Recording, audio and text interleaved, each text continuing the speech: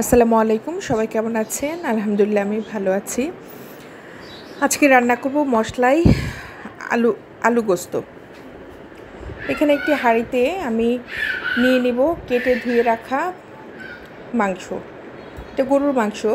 এখানে প্রায় 3 কেজি মাংস আছে, হাড়, মাংস, চর্বি সহ। তো মশলা দিয়ে দিচ্ছি একে একে। এখানে হচ্ছে 1.5 টেবিল চামচ আদা বাটা, তারপর দিব আমি 1 টেবিল চামচ রসুন বাটা,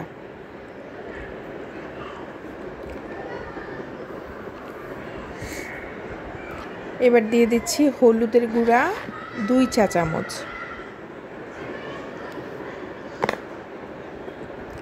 তারপর মরিচের গুঁড়া 1.5 চা চামচ,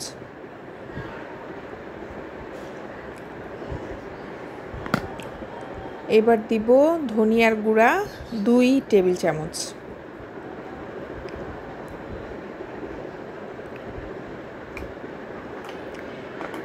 তারপর জিরার গুঁড়া দিব 1 টেবিল চামচ,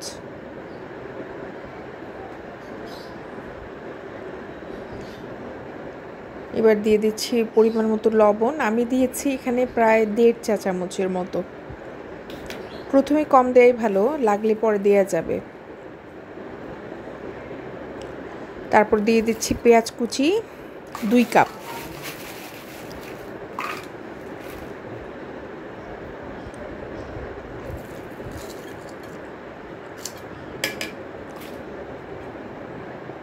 এবার আমি ছোট সাইজের 1.5টা টমেটো কুচি দিয়ে দিলাম।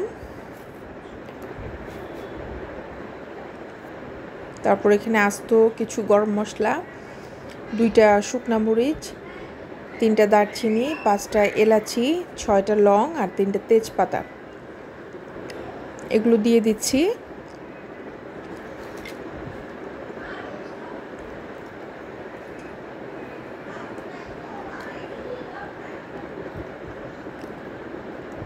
এবার দিব আমি সরিষার তেল 1/4 কাপের একটু কম। আমাদের মাংসটাতে তেলটা বেশি ছিল, আমি অনেক ফেলে দিয়েছি, তারপরেও দেখেছি আমি যে তেলের পরিমাণটা এত লাগে না। রান্না করার পরে এমনিতে অনেক তেল বের হয়। আর এমনি নর্মালি যারা রান্না করবেন, মাংসে যদি তেল চর্বি কম থাকে তাহলে 1 কাপ থেকে 1 কাপ পর্যন্ত দেয়া যায়।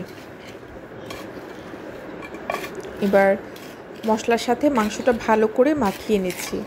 অনেকে হাত দিয়ে মাখান, এটা যার যার ইচ্ছা, কিন্তু আমি দেখেছি আসলে কাঠি দিয়ে বা চামচ দিয়ে ভালো করে মাখিয়ে বসিয়ে দিলেও রেজাল্টটা সেমই আসে।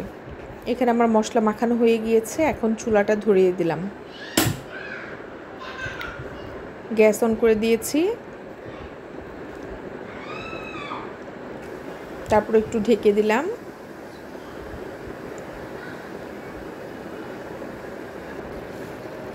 মাংসটা কষানো হয়ে গিয়েছে। এরকম যখন গায়ে পাতিলের সাথে লেগে আসবে, ভুনা ভুনা হয়ে তেলটা বের হয়ে আসবে, এই পর্যায়ে আমাদেরকে অ্যাড করতে হবে পানি। তো এইখানে আমি দিচ্ছি গরম পানি 1.5 কাপের মতো।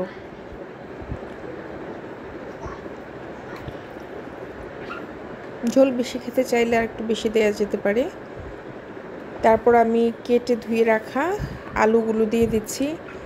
ছোট আলুগুলো আমি আস্তই দিয়েছি, আমার বাচ্চারা এরকম আস্ত আলুটা খেতে খুব পছন্দ করে। এইভাবে আলুটা দিলে অনেক টেস্ট হয়। আলুগুলো আমি মাংসের ঝোলের মধ্যে ডুবিয়ে দেওয়ার চেষ্টা করছি কাঠি দিয়ে। এই সময় চুলার হিটটা লো টু মিডিয়াম রাখতে হবে। এই যে আমার আলু দিয়ে মেশানো হয়ে গিয়েছে, এখন আমি একটু ঢেকে দিব 5 মিনিটের মতো। 5 মিনিট পরে ঢাকনা খুলে আমি দিয়ে দেব 1 চা চামচ ভাজা জিরার গুঁড়া আর 1 চা চামচ গরম মশলার গুঁড়া। তারপর একটু কাঠি দিয়ে ঝোলের সাথে মশলাটা মাখিয়ে দিব। যেন এক জায়গায় না থাকে, পুরোটা মাংসের মধ্যে মিশে যায়।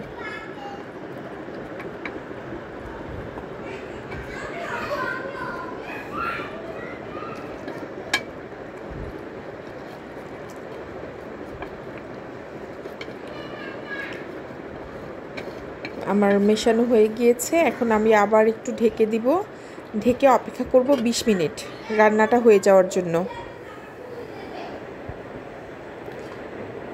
এই যে আমার রান্না হয়ে গিয়েছে, আমি চেক করে নিয়েছি, আলু সিদ্ধ হয়ে গিয়েছে। কালারটা এত সুন্দর এসেছে আর এত সুন্দর একটা ঘ্রাণ, না খেলে আসলে বোঝানো যাবে না। আপনারা অবশ্যই ট্রাই করবেন, ইনশাল্লাহ ভালো রেজাল্ট পাবেন।